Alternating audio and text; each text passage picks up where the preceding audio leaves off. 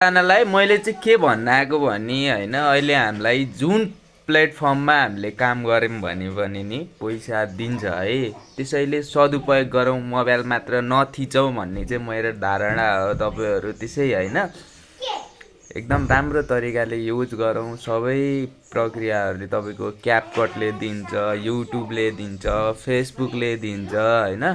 सबै ठाउँबाट पैसा छ नि त। त्यसको लागि केही मेहनत गर्नुपर्छ। आउँदैन भने फेसबुकमा यति फलोवर चाहिँ कतिले अनफलो गरे, मेरो यो बढाउनु पर्यो भनेर चाहिँ कसैले बढाउने होइन।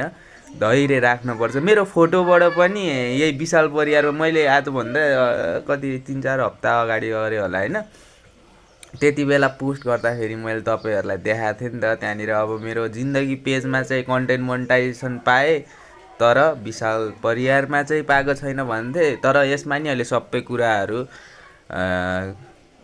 त्यो एरियाहरू क्राइटेरियाहरू सबै पुरा गरेँ र पाएँ।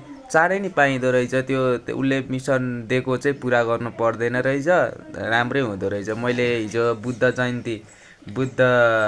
जयन्तीकोमा मैले दिनमा हिजो सबलाई विस गरेको फोटो थियो, त्यसमा नि आइसकेको रहेछ पैसा। 600 कति भ्युज गयो ओरिजिनल कन्टेन्ट गरेपछि।